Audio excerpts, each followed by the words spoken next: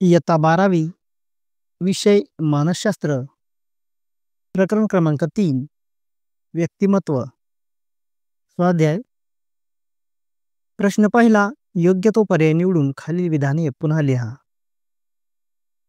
1. Dash व्यक्ती या लाजाळू शांत स्वभावाच्या असतात. पर्याय अंतर्मुखी, बहिर्मुखी, उभयमुखी. उत्तर अंतर्मुखी. अंतर्मुखी व्यक्ती या लाजाळू शांत स्वभावाच्या असतात. 2.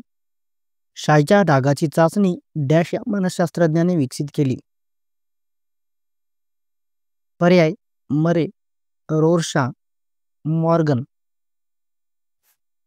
उत्तर रोरशा. शाईच्या डागाची चाचणी रोरशा या मानसशास्त्रज्ञाने विकसित केली.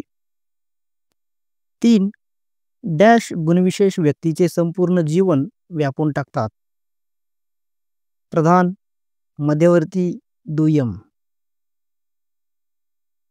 उत्तर प्रधान.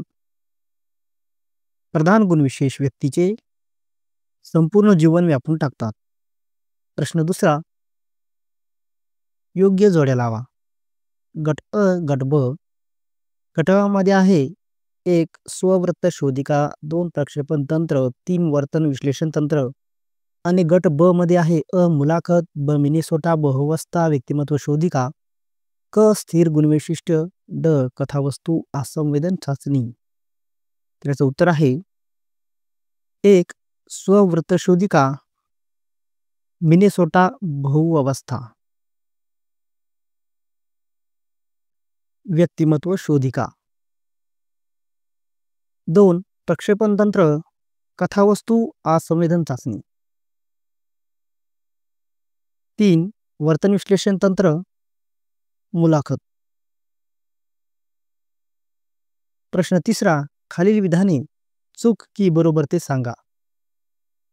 1. व्यक्तिमत्वाचा केवळ बाह्य स्वरूपाशी संबंध असतो. चूक. 2. चेताबद्धता हे गुणविशेष ज्यांच्यात जास्त प्रमाणात आहे ते नेहमी तणावग्रस्त उदासीन दिसून येतात. उत्तर बरोबर. 3. भावनिकदृष्ट्या उबदार वातावरण असणाऱ्या कुटुंबातील मुले अधिक समायोजित असतात. बरोबर. प्रश्न चौथा खालील संकल्पना प्रत्येकी 25 ते 30 शब्दांत स्पष्ट करा. 1. व्यक्तिमत्व. उत्तर व्यक्तिमत्व या शब्दासाठी इंग्रजीमध्ये पर्सनॅलिटी हा प्रतिशब्द वापरण्यात येतो. पर्सनॅलिटी हा शब्द पर्सोना या लॅटिन भाषेतील शब्दापासून तयार झाला आहे. त्याचा अर्थ मुखवटा असा होतो. पूर्वीच्या काळी ग्रीक नट नाटकामधील भूमिका वठवताना भूमिकेप्रमाणे मुखवटे परिधान करत. तेव्हापासून व्यक्तीचे प्रक्षेपित केलेले वर्तन म्हणजे व्यक्तिमत्व असा शब्द रूढ झाला. विविध मानसशास्त्रज्ञांनी त्यांच्या स्वतःच्या दृष्टिकोनानुसार व्यक्तिमत्वाच्या व्याख्या सांगितल्या आहेत. त्यातील काही व्याख्या खालीलप्रमाणे आहेत. 1. नॉर्मन मन यांच्या मते व्यक्तीची शरीरयष्टी, गरजा, आवडीनिवडी, क्षमता व अभिक्षमता यांचे वैशिष्ट्यपूर्ण संघटन म्हणजे व्यक्तिमत्व होय. 2. गॉर्डन ऑलपोर्ट यांच्या मते व्यक्तीचे वैशिष्ट्यपूर्ण वर्तन निर्धारित करणारे व्यक्तीतील मनोभौतिक संरचनेचे गतिशील संघटन म्हणजे व्यक्तिमत्व होय. 2. गुणतत्व. उत्तर गुणतत्व किंवा गुणविशेष म्हणजे विचार, कृती आणि भावना यांच्याशी संबंधित सातत्य आणि सुसंगतपणा होय. म्हणजेच एखादा गुण व्यक्तीमध्ये सातत्याने आढळणे होय. गॉर्डन ऑलपोर्ट या अमेरिकन मानसशास्त्रज्ञाने गुणतत्वाचे प्रधान गुणतत्व, मध्यवर्ती गुणतत्व आणि दुय्यम गुणतत्व असे 3 प्रकार सांगणारा व्यक्तिमत्वाचा सिद्धांत मांडला. 3. वाक्यपूर्ती चाचणी. उत्तर या चाचणीमध्ये अनेक अपूर्ण वाक्यांचा वापर केला जातो. व्यक्तीला उरलेला भाग पूर्ण करावा लागतो. उदाहरणार्थ मला ते जेव्हा मी त्या समोरची व्यक्ती त्याचे उत्तर लिहिल. वाक्यपूर्ती चाचणीमध्ये अशा प्रकारची विधाने असू शकतात, जसे की मला भीती वाटते की जेव्हा एखादी गोष्ट बिघडते तेव्हा, जेव्हा एखादी व्यक्ती मला त्रास देते, माझ्यासाठी माझे महाविद्यालय म्हणजे, माझी अशी इच्छा आहे की. 4. रचित मुलाखत. उत्तर: रचित मुलाखत हा मुलाखतीचा असा प्रकार आहे ज्यात विचारल्या जाणाऱ्या एकूण प्रश्नांची संख्या, प्रश्नांचा क्रम इत्यादी बाबी पूर्वनियोजित असतात. या मुलाखतीत ऐनवेळी प्रश्न वाढवले किंवा कमी केले जात नाहीत. औद्योगिक मानसशास्त्रज्ञ विशिष्ट व्यक्तीची विशिष्ट कामासाठी निवड करताना या मुलाखतीचा वापर करतात. 5. अरचित मुलाखत. उत्तर: अरचित मुलाखत हा मुलाखतीचा असा प्रकार आहे ज्यात विचारल्या जाणाऱ्या एकूण प्रश्नांची संख्या, प्रश्नांचा क्रम इत्यादी बाबी पूर्वनियोजित नसतात.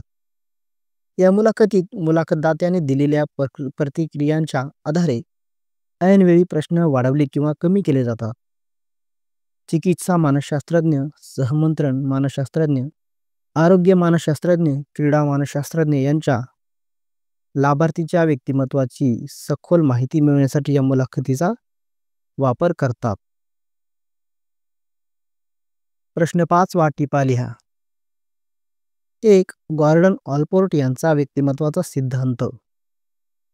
उत्तर: गॉर्डन ऑलपोर्ट यांचा व्यक्तिमत्व सिद्धांत हा गुणतत्व दृष्टिकोनावर आधारित असणाऱ्या व्यक्तिमत्व सिद्धांतापैकी एक महत्त्वाचा सिद्धांत आहे. गॉर्डन ऑलपोर्ट या अमेरिकन मानसशास्त्रज्ञांनी व्यक्तिमत्वाचे वर्णन करणारे 18,000 शब्द शोधून काढले व त्या आधारे त्यांनी 3 प्रकारच्या गुणविशेषांचे स्पष्टीकरण दिले. गुणविशेष म्हणजे विचार, कृती आणि भावना यांच्याशी संबंधित सातत्व आणि सुसंगतपणा होय. म्हणजेच एखादा गुणविशेष व्यक्तीमध्ये सातत्याने आढळणे होय. 2. प्रसार माध्यमांचा व्यक्तिमत्व विकासावर पडणारा प्रभाव. उत्तर: इंटरनेट आणि प्रसारमाध्यमे ही जवळजवळ प्रत्येकाच्या दैनंदिन जीवनाचा भाग बनली आहेत. प्रसारमाध्यमे ही मनोरंजन, अनौपचारिक शिक्षण आणि सामाजिकरण प्रक्रियेचा स्रोत आहेत. आजकाल किशोरावस्थेतील बहुतांश मुले व मुली त्यांचा जास्तीत जास्त वेळ टीव्ही, संगणक आणि मोबाईल फोन यात व्यतीत करतात आणि त्याचा त्यांच्या व्यक्तिमत्वावर परिणाम होऊ शकतो. उदाहरणार्थ, प्रसारमाध्यमामुळे चालू घडामोडीबाबत अद्ययावत माहिती मिळते व त्याचा व्यक्तिमत्वावर सकारात्मक परिणाम दिसून येतो.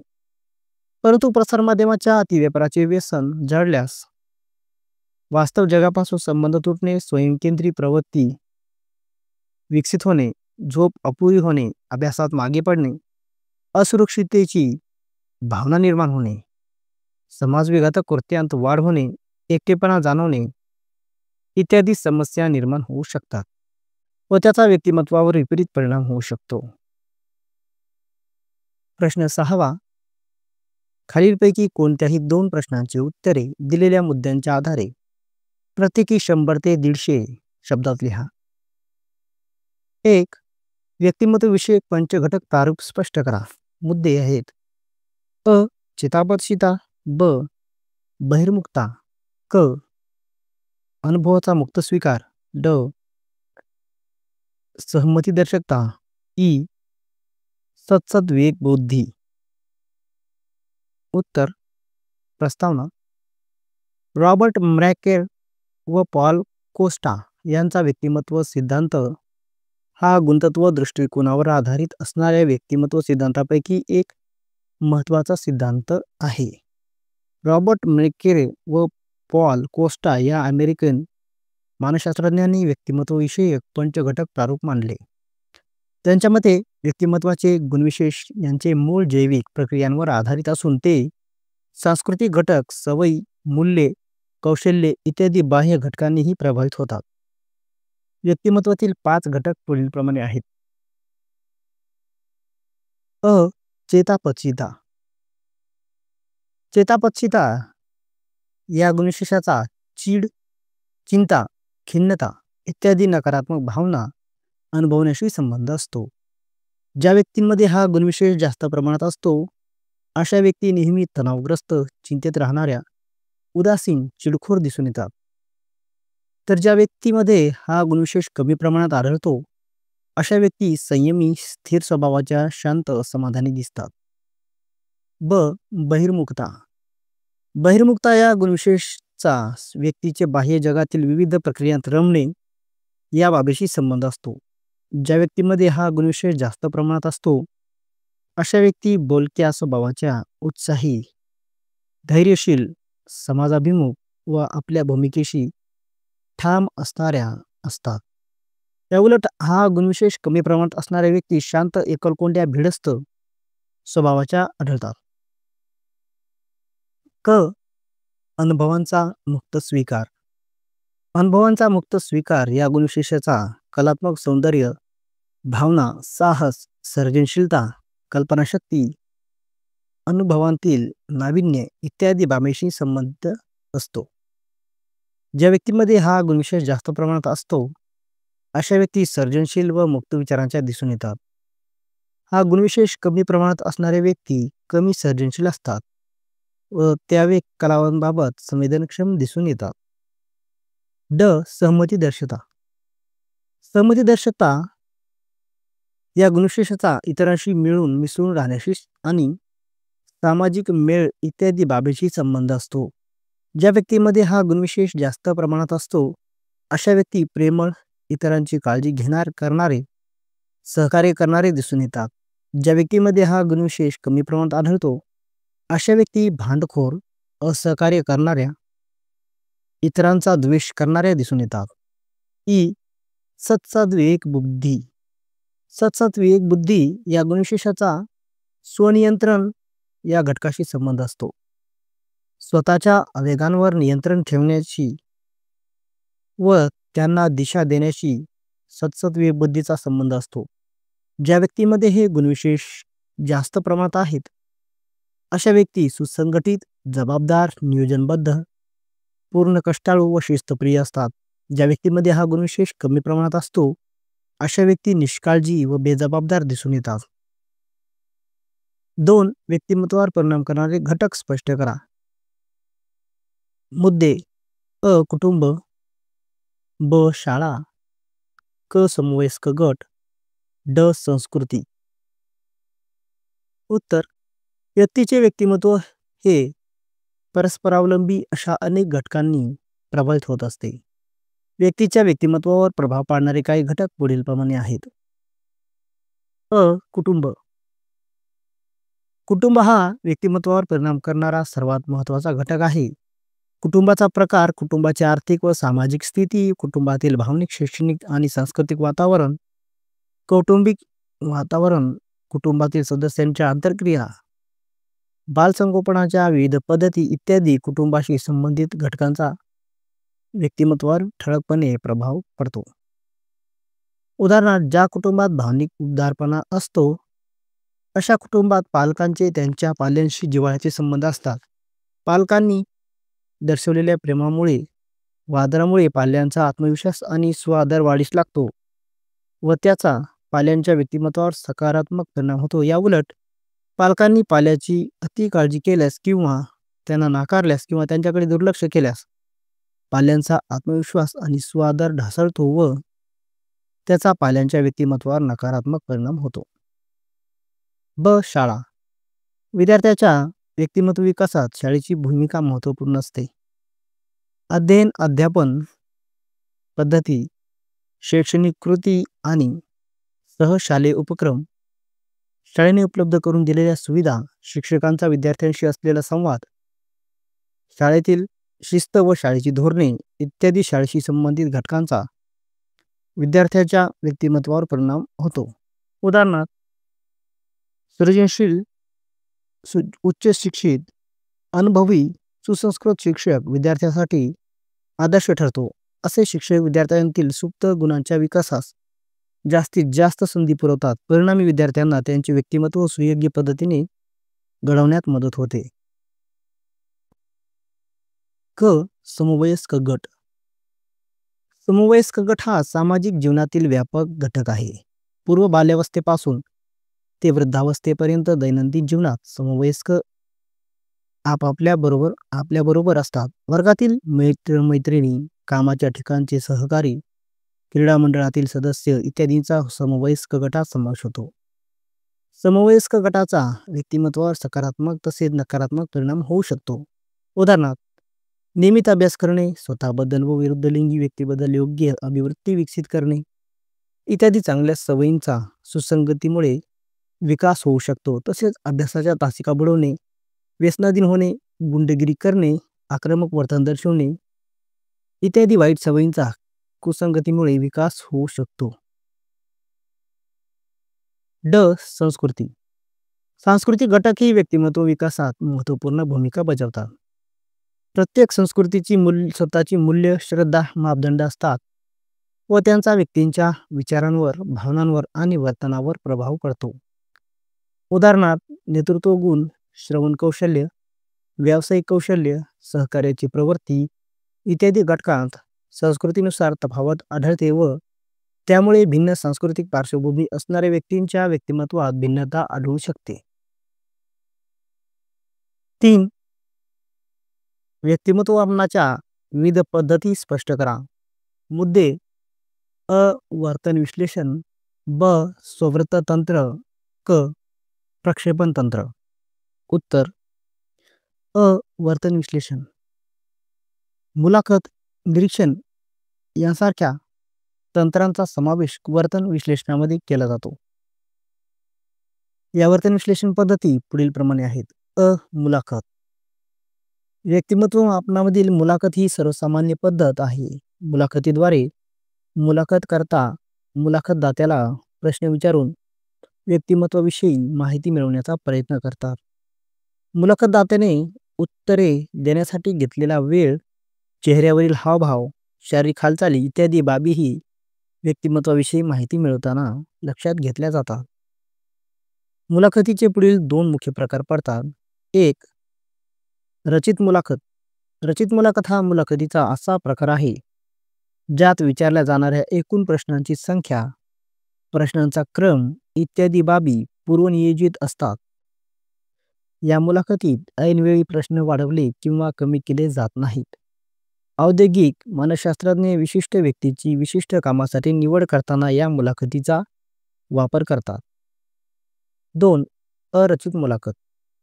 अरचित मुलाखत हा मुलाखतीचा असा प्रकार आहे ज्यात विचारल्या जाणाऱ्या एकूण प्रश्नांची संख्या, प्रश्नांचा क्रम इत्यादी बाबी पूर्वनियोजित नसतात. या मुलाखतीत मुलाखतदात्याने दिलेल्या प्रतिक्रियांच्या आधारे ऐनवेळी प्रश्न वाढवले किंवा कमी केले जातात. चिकित्सा मानसशास्त्रज्ञ, सहमंत्रण मानसशास्त्रज्ञ, आरोग्य मानसशास्त्रज्ञ, क्रीडा मानसशास्त्रज्ञ त्यांच्या लाभार्थीच्या व्यक्तिमत्वाची सखोल माहिती मिळवण्यासाठी या मुलाखतीचा वापर करतात. ब. निरीक्षण.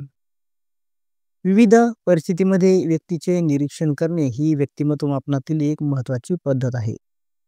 उदाहरणार्थ, जेव्हा शाळेत शिक्षक वर्गात नसताना विद्यार्थी कसे वागतात किंवा कारखान्यातील कामगार समोर कोणी देखरेख करणारा नाही अशा वेळेस कसे वागतील याचे निरीक्षण मानसशास्त्रज्ञ करू शकतात. निरीक्षण हे प्रशिक्षित निरीक्षकाने विशिष्ट हेतूने व विशिष्ट तत्वांचा आधार घेऊन केले असता अधिक उपयुक्त ठरते. व्यक्तीच्या व्यक्तिमत्वाविषयी माहिती मिळवण्यासाठी नैसर्गिक निरीक्षण, नियंत्रित निरीक्षण, सहभागी निरीक्षण, असहभागी निरीक्षण इत्यादी निरीक्षणाचे प्रकार उपयुक्त ठरतात. व. स्ववृत्त तंत्र.